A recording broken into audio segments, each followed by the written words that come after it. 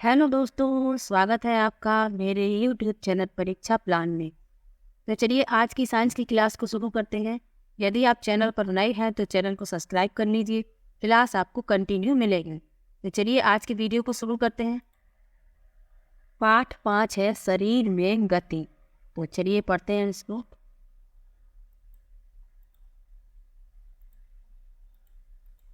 बिल्कुल शांत होकर बैठिए तथा अपने शरीर में होने वाली गतियों का अनुभव कीजिए। आप समय समय पर अपनी पलकें तो झपकाते ही होंगे। श्वास लेते समय अपने शरीर में होने वाली गतियों का प्रेक्षण कीजिए। हमारे शरीर में स्वतः ही अनेक गतियां निरंतर होती रहती हैं। जब आप अपनी नोटबुक में लिखते हैं तब आपके शरीर का कौन सा भाग गति करता है? जब आप मुड़कर अपने मित्र को देखते हैं तब शरीर का कौन सा भाग गति करता है? उपर्युक्त सभी उदाहरणों में आपके उसी स्थान पर रहते हुए भी आपके शरीर का कोई न कोई भाग गति करता है। आप एक स्थान से दूसरे स्थान पर जाते हैं। आप उठकर अपने अध्यापक के पास जाते हैं, कक्षा के बाद विद्यालय के मैदान में जाते हैं अथवा विद्यालय के बाद अपने घर जाते हैं। तो इस स्थिति में आप एक स्थान से दूसरे स्थान तक वास्तव में चलकर जाते हैं। आप चलकर, दौड़कर, कूदकर एक स्थान से दूसरे स्थान पर जाते हैं। वो जो पौधों की गति को लेकर आश्चर्यचकित है, वह जानता है कि पौधे एक स्थान से दूसरे स्थान तक गति नहीं करते, परंतु क्या वे किसी दूसरे प्रकार की गति को प्रदर्शित करते हैं? जंतु एक स्थान से दूसरे स्थान तक किस प्रकार गमन करते हैं? चलना, टहलना, दौड़ना, उड़ना, छलांग मारना, रेंगना इत्यादि जंतुओं के एक स्थान से दूसरे स्थान तक जाने के कुछ ढंग हैं। जंतुओं के एक स्थान से दूसरे स्थान तक जाने के तरीके में इतनी अधिक विविधता क्यों है? क्या कारण है कि अनेक जंतु चलते हैं, सांप रेंगता है और मछली तैरती है? तो इन सब के बारे में आज जानेंगे कि हर जंतु का चलने का तरीका अलग है। कोई रेंग कर चलता है, कोई कूद कूद कर चलता है, मछली तैरती है। तो ऐसा क्यों है, इन सब के बारे में जानेंगे। लिखा है मानव शरीर एवं इसकी गतियां। तो सबसे पहले मानव शरीर और इसकी गतियों के बारे में जानेंगे कि हमारा शरीर जो है किस प्रकार गति करता है, हम किस प्रकार लिखते हैं, किस प्रकार एक जगह से दूसरी जगह चले जाते हैं। इन सब के बारे में पहले जानेंगे, उसके बाद जंतुओं के बारे में जानेंगे। जंतुओं की विविध गतियों पर ध्यान देने से पूर्व आइए शरीर की कुछ गतियों को ध्यान पूर्वक देखें। क्या आपको विद्यालय में शारीरिक व्यायाम करते समय आनंद आता है? विद्यालय में शारीरिक व्यायाम करते समय आपके हाथ एवं पैर किस प्रकार गति करते हैं? आइए हमारा शरीर जिन गतियों को करने योग्य है, हम उनमें से कुछ शारीरिक गतियों को करने का प्रयास करें। एक काल्पनिक विकेट पर काल्पनिक गेंद फेंकने का प्रयास कीजिए। आप अपना हाथ किस प्रकार घुमाते हैं? क्या आप इसे अपने कंधे से वृत्ताकार रूप में घुमाते हैं? क्या आपका कंधा भी गति करता है? पीठ के बल लेट जाइए अब तथा अपने पैर को कूल्हे के चारों ओर घुमाइए। अपनी भुजा को पौहनी से ऊपर नीचे कीजिए। इसी प्रकार पैरों को घुटने से मोड़िए। अपने हाथों को अपने पार्श्व में सीधा तानिए। भुजा को मोड़ते हुए अंगुलियों से कंधे को छुइए। आपने अपने हाथ का कौन सा भाग मोड़ा? हाथ को सीधा तानकर नीचे की ओर झुकने का प्रयास कीजिए। क्या आप ऐसा कर पाते हैं? क्या कारण है कि हम अपने शरीर की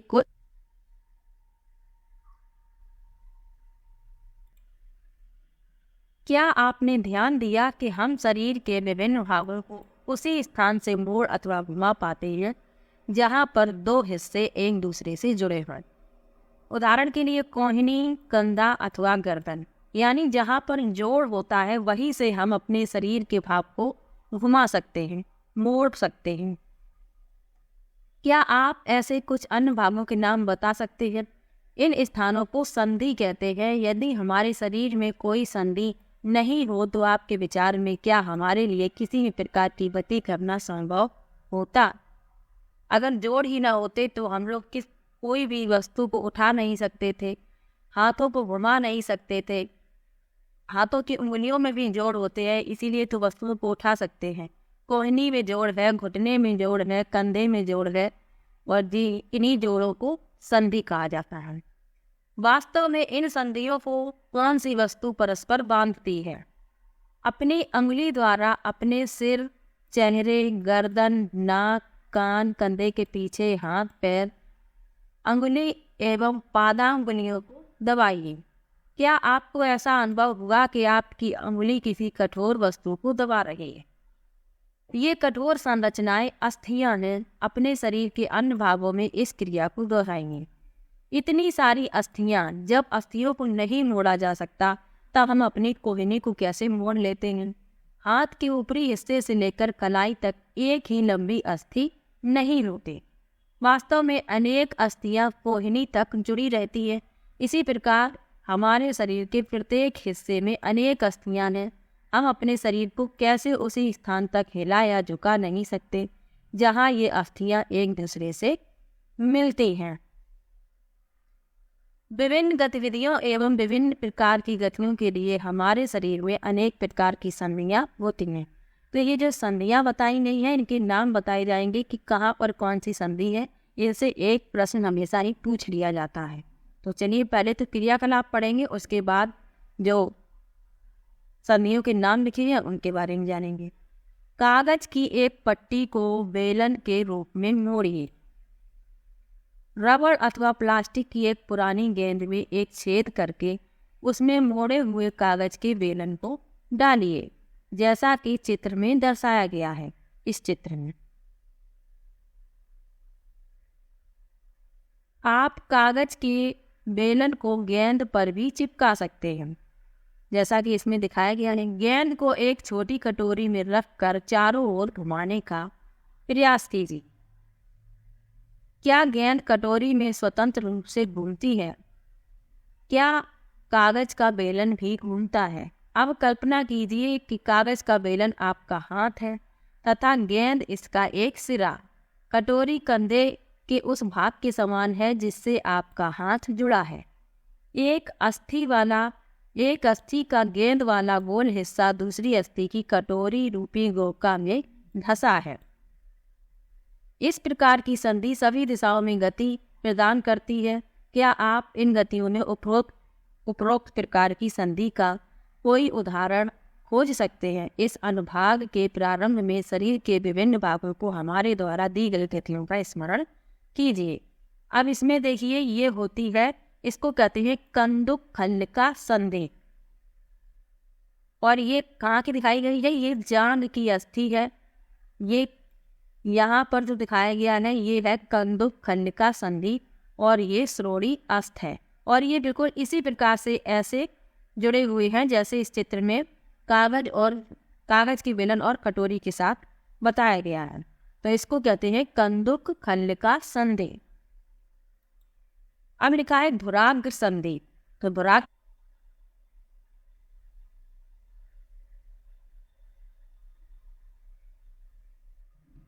गर्दन तथा सिर को जोड़ने वाली संधि धुराग्र संधि है।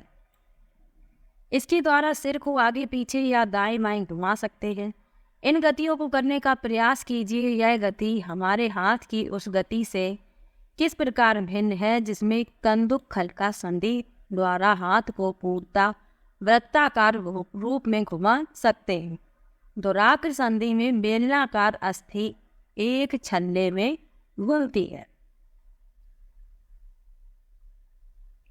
तो गर्दन तथा सिर को जोड़ने वाली जो संधि है उसको कहते हैं धुराग्र संधि। इसको याद रखिएगा। आगे लिखा है हिंज संधि। हिंज संधि क्या है? घर के किसी दरवाजे को बार बार खोलिए और बंद कीजिए। इन कब्जों को ध्यानपूर्वक देखिए। यह दरवाजे को आगे और पीछे की ओर खुलने देता है। तो हिंज संधि किसमें पाई जाती है? घुटने में पाई जाती है हिंज संधि। और कहाँ पे होती है? कोहनी में हिंज संधि होती है, जिससे केवल आगे और पीछे एक ही दिशा में गति हो सकती है। तो घुटने में हिंज संधि है, कोहनी में हिंज संधि है, क्योंकि ये सिर्फ आगे पीछे ही हो सकती है, एक ही दिशा में आगे पीछे हो सकती है इसकी गति। तो इनको याद रखिएगा। अब पढ़ते हैं अचल संधि के बारे में। हमारे सिर की अस्थियों के बीच कुछ संधियां उन संधियों से भिन्न हैं जिनकी चर्चा हमने अब तक की। ये अस्थियां इन संधियों पर हिल नहीं सकती, ऐसी संधियों को अचल संधि कहते हैं। नाम से ही पता चल रहा है, अचल मतलब वो चल ना सके, हिल ना सके। आगे लिखा है, जब आप अपना मुंह खोलते हैं तो आप अपने निचले जबड़े को सिर से दूर ले जाते हैं। अब अपने ऊपरी जबड़े को हिलाने का प्रयास कीजिए। क्या आप इसे गति दे पाते हैं? ऊपरी जबड़े एवं कपाल के मध्य अचल संधि है। आगे लिखा है, हमने केवल कुछ संधियों की ही चर्चा की। हमारी अस्थियों को एक दूसरे से जोड़ती हैं। हमारे शरीर के विभिन्न अंगों को विभिन्न आकृति कौन प्रदान करता है? यदि आप एक गुड़िया बनाना चाहते हैं तो पहले क्या बनाएंगे? संभवतः गुड़िया को एक आकृति प्रदान करने के लिए आप एक ढांचा तैयार करेंगे। आप ऐसा नहीं करेंगे। हमारे शरीर की सभी अस्थियां ठीक इसी प्रकार शरीर को एक सुंदर आकृति प्रदान करने के लिए एक ढांचे का निर्माण करती है। इस ढांचे को कंकाल कहते हैं। ये रहा कंकाल, इस चित्र में आप देख सकते हैं।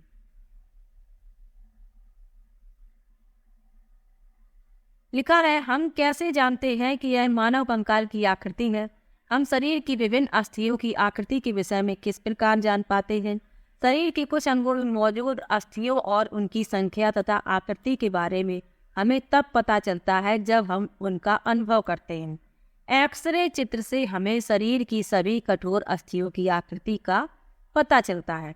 जब एक्सरे करवाते हैं तो उससे ये अस्थियों की आकृति का पता चल जाता है।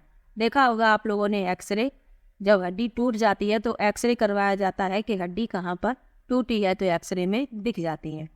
आगे लिखा है, क्या कभी आपका अथवा आपके परिवार के किसी सदस्य का एक्सरे हुआ है? कई बार चोट लगने पर चिकित्सक एक्सरे करवाते हैं, जिससे उन्हें अस्थियों को हुई संभावित क्षति के विषय में जानकारी प्राप्त होती है। एक्सरे चित्र से हमें शरीर की अस्थियों की आकृति का पता चलता है। अपने हाथ के अग्र एवं ऊपरी भाग तथा पैर के निचले एवं ऊपरी भाग की अस्थियों का अनुभव कीजिए। प्रत्येक अंग की अस्थियों की संख्या का पता लगाएं। अपने घुटने और कोहनी की अस्थियों का ठीक इसी प्रकार अनुभव करें। एक्सरे चित्र से तुलना कर प्रत्येक भाग में अस्थियों की संख्या ज्ञात कीजिए। ये एक्सरे छपा हुआ है, टखने एवं घुटने की संधियों के एक्सरे चित्र। आगे लिखा है, अपनी अंगुलियों को मोड़िए। क्या आप उन्हें प्रत्येक संधि स्थल पर मोड़ सकते हैं? अपनी मध्यमा में कितनी अस्थियां हैं? अपनी हथेली के पिछले भाग का स्पर्श करके अनुभव कीजिए। क्या इसमें अनेक अस्थियां हैं? क्या आपकी कलाई लचीनी है? यह अनेक छोटी छोटी अस्थियों से बनी है जिन्हें कारपेंट कहते हैं। यदि इसमें मात्र एक ही अस्थि होती तो क्या होता? ये हाथ की अस्थियां है, इस चित्र में दिखाई गई हैं। अब क्रियाकलाप 4 में लिखा है, तो चलिए इसको पढ़ते हैं। क्या लिखा है? गहरी सांस भरकर कुछ समय तक रोकें। अपने वक्ष एवं पीठ को हल्के से दबाकर अपनी अस्थियों का अनुभव कीजिए। जितनी पसलियों को आप गिन सकते हैं गिन लीजिए। चित्र को ध्यान से देखिए और वक्ष की अस्थियों की तुलना अपने उपर्युक्त अनुभव से कीजिए। इस चित्र को बताया गया है, ये पसली पिंजर है। अंदर अपने शरीर में इस प्रकार की पसलियां हैं। लिखा है, हम देखते हैं कि पसलियां विशेष रूप से मुड़ी हुई हैं। देख सकते हैं किस प्रकार ये मुड़ी है। वे वक्ष की अस्थि एवं मेरुदंड से जुड़कर एक बक्से की तरह रचना करती हैं। इस शंकु रूपी बक्से को पसली पिंजर कहते हैं। वक्ष के दोनों तरफ 12 पसलियां होती हैं। हमारे शरीर के कुछ महत्वपूर्ण अंग इसमें सुरक्षित रहते हैं। अपने कुछ मित्रों को बिना घुटने मोड़े झुककर अपने पांव की अंगुलियां छूने को कहिए। क्या यह चिकनी, समतल अथवा अखंड है? अपनी अंगुलियों को अपने मित्र की गर्दन से प्रारंभ करके उसकी पीठ पर नीचे की ओर लाइए। आपके द्वारा अनुभव की गई संरचना मेरुदंड है। यह अनेक छोटी छोटी अस्थियों से बना है जिसे कशेरुका कहते हैं। मेरुदंड 33 कशेरुकाओं का बना होता है। असली पिंजर भी वक्ष क्षेत्र की इन अस्थियों से जुड़ा है। तो ये है मेरुदंड, इस चित्र में देख सकते हैं ये, और इसमें 33 कशेरुकाएं होती हैं। आगे लिखा है, यदि मेरुदंड केवल एक ही अस्थि का बना होता तो क्या आपका मित्र इस प्रकार नीचे झुक सकता था? अपने मित्र को खड़े होकर हाथों से किसी दीवार को धक्का लगाने को कहिए। उससे कहिए कि वह अपने हाथों से दीवार पर धक्का लगाने का प्रयास करे। क्या आपको उसके कंधों के समीप 2 उभरी हुई अस्थियां दिखाई देती हैं? इन्हें कंधे की अस्थियां कहते हैं। इस चित्र में आप देख सकते हैं। यह संरचना श्रोणि अस्थियां हैं। यह बॉक्स के समान एक ऐसी संरचना बनाती हैं जो आपके आमाशय के नीचे पाए जाने वाले विभिन्न अंगों की रक्षा करती है। इस चित्र में दिखाया गया है ये इनकी बात हो रही है, इन्हीं के बारे में यहाँ लिखा है। यह कूल्हे वाला हिस्सा है जिसके सहारे आप बैठते हैं। ये वाला हिस्सा, ये जो मैंने ग्रीन कर दिया है, ये वाले चित्र, इस वाले चित्र की बात हो रही है। ये श्रोणि अस्थियां हैं। आगे लिखा है, आपकी खोपड़ी अनेक अस्थियों के एक दूसरे से जुड़ने से बनी है। यह हमारे शरीर के अति महत्वपूर्ण अंग हैं। मस्तिष्क को परिबद्ध करके उसकी सुरक्षा करती हैं।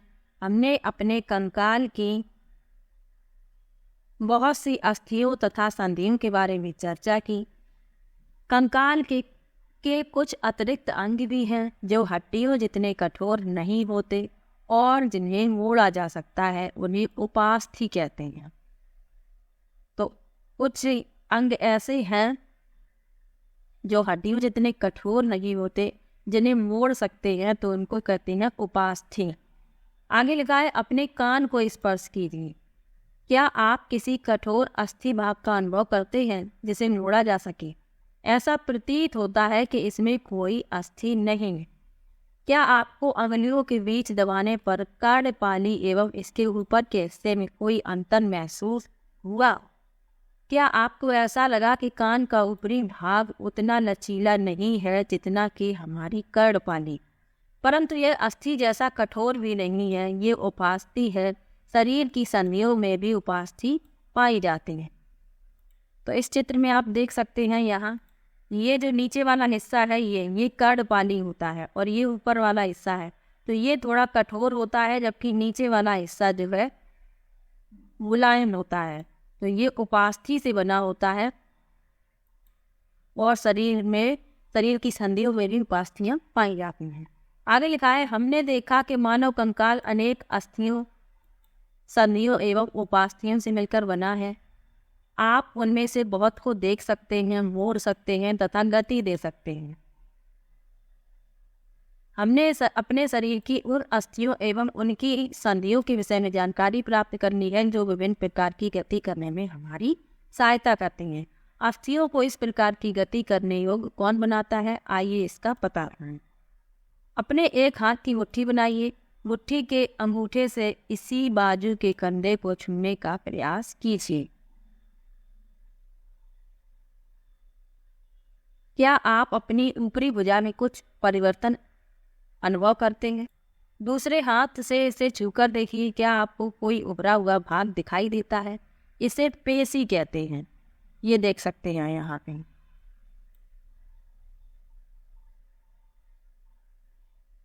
संकुचित होने के कारण पेशियां उभर आती हैं। अब आप अपने हाथ को पुनः सामान्य स्थिति में लाइए। पेशियों का क्या होता है? क्या यह अभी भी संकुचित अवस्था में है? चलते अथवा भागते समय अपने पैरों की पेशियों में भी इसी प्रकार का संकुचन देख सकते हैं। संकुचन की अवस्था में पेशी छोटी, कठोर एवं मोटी हो जाती है। यह अस्थि को खींचती है। किसी अस्थि को गति प्रदान करने के लिए दो पेशियों को संयुक्त रूप से कार्य करना होता है। जब दो पेशियों में से कोई एक सिकुड़ती है तो अस्थि उस दिशा में खिंच जाती है। युगल की दूसरी पेशी शिथिल अवस्था में आ जाती है। अस्थि को विपरीत दिशा में गति करने के लिए अब शिथिल पेशी सिकुड़ कर अस्थि को अपनी पूर्ण स्थिति में खींचती है, जबकि पहली पेशी अब शिथिल हो चुकी है। पेशी केवल खींच सकती है, वह धक्का नहीं दे सकती। अतः एक अस्थि को गति देने के लिए दो पेशियों को संयुक्त रूप से कार्य करना होता है। तो इतना याद रखना है कि एक अस्थि को गति प्रदान करने के लिए दो पेशियां संयुक्त रूप से कार्य करती हैं। आगे लिखा है, क्या गति के लिए हमेशा अस्थियों एवं पेशियों की आवश्यकता होती है? दूसरे जंतु किस प्रकार चलते हैं? क्या सभी जंतुओं में अस्थियां पाई जाती हैं? तो इन सब के बारे में अब नीचे अध्ययन करेंगे। तो लिखा है जंतुओं की चाल। सबसे पहले जानेंगे केंचुआ के बारे में। लिखा है, बगीचे में चलते हुए एक केंचुए का निरीक्षण कीजिए। इसे पकड़कर एक स्याही सोक फिल्टर पेपर पर रखिए। इसकी गति का परीक्षण कीजिए। इसके पश्चात केंचुए को एक कांच की पट्टी, टुकड़े, टायर अथवा किसी चिकनी सतह पर रखिए तथा इसकी गति का परीक्षण कीजिए। क्या यह गति पेपर पर केंचुए की गति से भिन्न है? ऊपर की दो सतहों में से किस पर केंचुआ आसानी से चल सकता है? केंचुए का शरीर एक दूसरे से सटा कर रखे गए अनेक छल्लों से बना प्रतीत होता है। केंचुए का जो शरीर है छल्लेदार होता है, ऐसा लगता है कि कई छल्ले एक साथ सटाकर रख दिए गए हैं। केंचुए के शरीर में अस्थियां नहीं होती, ये बात याद रखनी है, परंतु इसमें पेशियां होती हैं। अस्थियां नहीं होती हैं लेकिन पेशियां होती हैं, जो इसके शरीर के घटने और बढ़ने में सहायता करती हैं। चलने के दौरान केंचुआ अपने शरीर के पश्च भाग को भूमि में जकड़े रहता है तथा अग्रभाग को फैलाता है। इसके बाद वह अग्रभाग से भूमि को पकड़ता है तथा पश्च भाग को स्वतंत्र कर देता है। इसके पश्चात यह शरीर को संकुचित करता है तथा पश्च भाग को आगे की ओर खींचता है। इससे वह कुछ दूरी तक आगे बढ़ता है। केंचुआ इस प्रक्रिया को बार बार दोहराते हुए मिट्टी पर आगे बढ़ता है। इसके शरीर में चिकने पदार्थ होते हैं जो इसे चलने में सहायता करते हैं। यह अपने शरीर के हिस्से को जमीन से किस प्रकार टिकाता है? इसके शरीर में छोटे छोटे अनेक सूक होते हैं। ये सूक पेशियों से जुड़े होते हैं। ये सूक मिट्टी में उसकी पकड़ को मजबूत बनाते हैं। केंचुआ वास्तव में अपने रास्ते में आने वाली मिट्टी को खाता है। उसका शरीर अनपचे पदार्थ को बाहर निकालता है। केंचुआ द्वारा किया गया यह कार्य मिट्टी को उपजाऊ बना देता है, जिससे पौधे को फायदा होता है। तो केंचुआ की गति के बारे में पढ़ लिया कि किस प्रकार वो गति करता है। उसका शरीर जो है ऐसा प्रतीत होता है जैसे छल्लों को सटा कर रख दिया है और वह उन्हीं के सहारे मिट्टी में गति करता है। उसके शरीर पर कुछ सूख पेशियां भी होती हैं जो मिट्टी में उसकी पकड़ को मजबूत बनाती हैं। इसी प्रकार वह इसी प्रक्रिया में वह आगे की ओर गति करता रहता है और वह अपने रास्ते में आने वाली मिट्टी को खा जाता है और अनपचे पदार्थ को बाहर निकाल देता है। अनपचे पदार्थ मतलब जो पदार्थ पच नहीं पाते। तो यह कार्य जो है मिट्टी को उपजाऊ बनाता है। अब पढ़ते हैं घोंघा के बारे में। घोंघा किस प्रकार गति करता है इसके बारे में पढ़ेंगे। किसी बगीचे में एक घोंघे का अवलोकन कीजिए। क्या आपको इसकी पीठ पर ये जो बोल संरचना दिख रही है,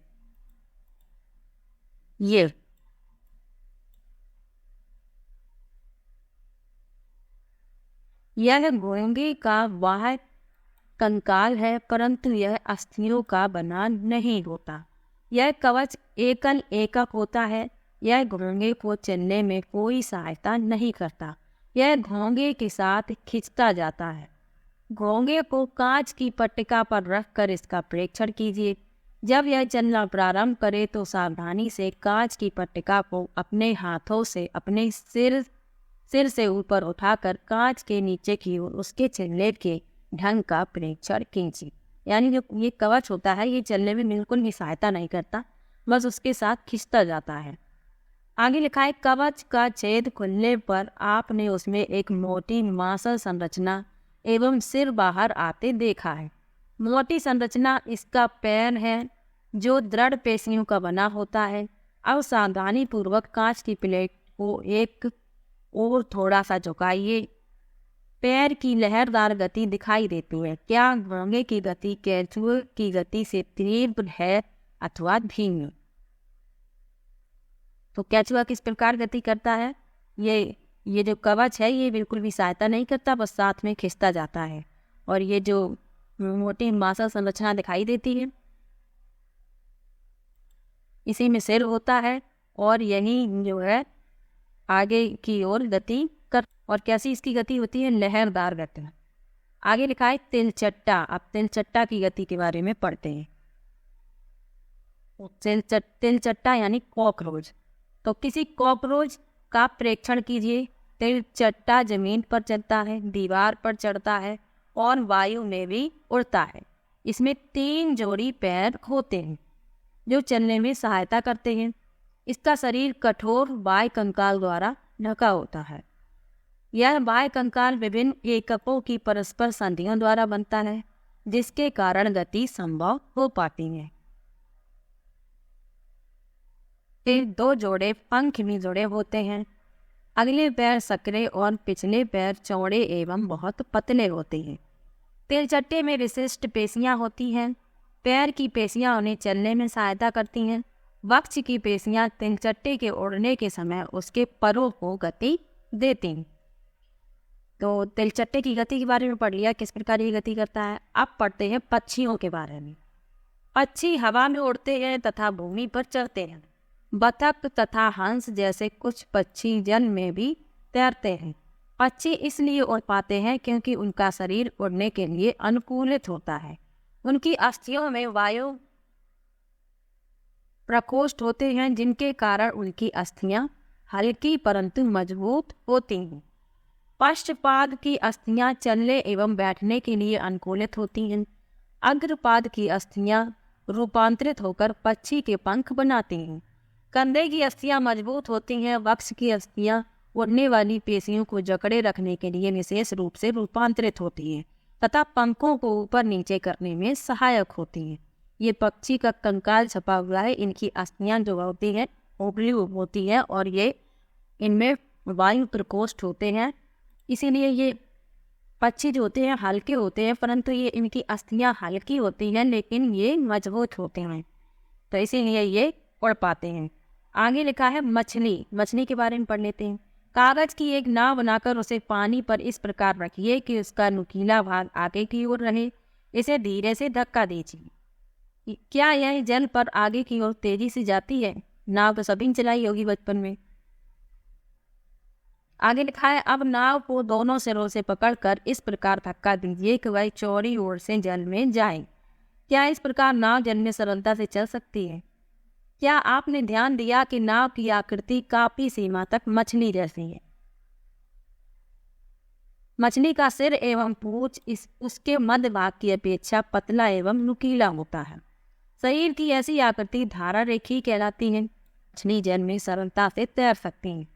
मछली का कंकाल दृढ़ पेशियों से ढका रहता है। तैरने की प्रक्रिया में शरीर का अग्रभाग एक ओर मुड़ जाता है तथा पूंछ विपरीत दिशा में जाती है, इस चित्र में जैसा कि दिखाया गया है। मछली चित्र के अनुसार शरीर को मोड़ती है तो तीव्रता से उसकी पूंछ दूसरी दिशा में मुड़ जाती है। इससे एक झटका सा लगता है और मछली आगे की ओर चली जाती है। इस प्रकार के प्रक्रम ताल से मछली आगे की ओर तैरती रहती है। पूंछ के पंख इस कार्य में उसकी सहायता करते हैं। मछली के शरीर पर और भी पंख होते हैं जो तैरते समय जल में संतुलन बनाए रखने एवं दिशा निर्धारण में सहायता करते हैं। क्या आपने कभी ध्यान दिया कि गोताखोर अपने पैरों में इन पंखों की तरह विशेष अरित्र पहनते हैं जो उन्हें जल में तैरने में सहायता करते हैं? तो मछली किस प्रकार से गति करती है ये भी जान लिया। अब पढ़ते हैं सर्प कैसे चलते हैं। क्या आपने सांप को फिसलते हुए आगे बढ़ते देखा है? क्या यह सीधा चलता है? सर्प का मेरुदंड लंबा होता है, शरीर की पेशियां क्षीण एवं असंख्य होती हैं, वे परस्पर जुड़ी होती हैं। चाहे वे दूर ही क्यों ना हो, पेशियां मेरुदंड, पसलियों एवं त्वचा को भी एक दूसरे से जोड़ती हैं। सर्प का शरीर अनेक वलय में मुड़ा होता है। इसी प्रकार सर्प का प्रत्येक वलय उसे आगे की ओर धकेलता है। इसका शरीर अनेक वलय बनाता है और प्रत्येक वलय आगे को धक्का देता है। इस कारण सर्प बहुत तेज गति से आगे की ओर चलता है, परंतु सरल रेखा में नहीं चलता। इस प्रकार से गति करता है जैसा ये चित्र में दिखाया गया है और आप लोगों ने देखा भी होगा। आगे लिखा है, हम विभिन्न जंतुओं को गति प्रदान करने वाली अस्थियों एवं पेशियों के विषय में जानकारी प्राप्त कर चुके हैं। पहेली एवं बूझों के पिटारे में विभिन्न जंतुओं की गतियों से संबंधित अनेक प्रश्न हैं। इसी प्रकार आपके मस्तिष्क में अनेक प्रश्न उभर रहे होंगे। प्रसिद्ध ग्रीक दार्शनिक अरस्तु ने अपनी पुस्तक गेट ऑफ एनिमल्स में स्वयं अपने आप से ऐसे अनेक प्रश्न पूछे थे। विभिन्न जंतुओं के शरीर में विभिन्न भाग क्यों होते हैं? यह विशेष अंग उन जंतुओं की विशेष गति में किस प्रकार सहायक हैं? विभिन्न जंतुओं के शारीरिक अंगों में क्या समानताएं एवं विभिन्नताएं हैं? विभिन्न जंतुओं को चलने के लिए कितने अंगों की आवश्यकता होती है? मनुष्य के 2 पैर तथा गाय और भैंस के 4 पैर क्यों होते हैं? बहुत से जंतु संपादी होते हैं, क्यों हमारे पैरों के मुड़ने का ढंग हमारे हाथों की तुलना में अलग क्यों है? इतने अधिक प्रश्न संभवतः अपने क्रियाकलापों द्वारा हम कुछ प्रश्नों के उत्तर प्राप्त करने का प्रयास करेंगे। आगे लिखा है, बेहतर जीवन के लिए योग। तो चलिए योग के बारे में जान लेते हैं। लिखा है, योग प्राचीन भारतीय परंपरा का एक अमूल्य उपहार है। संयुक्त राष्ट्र द्वारा 21 जून को अंतर्राष्ट्रीय योग दिवस के रूप में घोषित किया गया। यानी 21 जून को अंतर्राष्ट्रीय योग दिवस मनाया जाता है। योग व्यक्ति को स्वस्थ रखता है। यह मेरुदंड को सीधा रखने में मदद करता है, जिससे आप सीधे बैठते हैं, झुककर नहीं। योग की कई मुद्राएं ऐसी हैं जिसमें आप स्वयं का वजन उठाते हैं, जिससे अस्थियां मजबूत होती हैं और ऑस्टियोपोरोसिस से बचाती हैं। यह जोड़ों के दर्द को कम करती है, जो अधिकतर बुजुर्ग लोगों में देखा जाता है। इससे शरीर की सभी मांसपेशियां सक्रिय रहती हैं। इससे हृदय भी स्वस्थ रहता है, जिससे वह अधिक दक्षता से कार्य करता है। कुछ योग आसन ऐसे हैं जिसे एक प्रशिक्षित व्यक्ति की देखरेख में ही किया जाना चाहिए। तो अब पढ़ लेते हैं सारांश को। पूरे लेसन में जो भी पढ़ा है वो सारांश में लिखा होता है। तो चलिए जल्दी जल्दी से इसको भी पढ़ लेते हैं।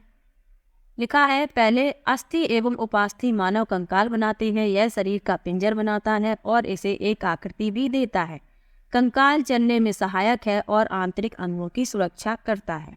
मानव कंकाल खोपड़ी, मेरुदंड, पसलियों, वक्ष की अस्थियों, कंधी एवं श्रोणि मेखला तथा हाथ एवं पांव की अस्थियों से बनता है।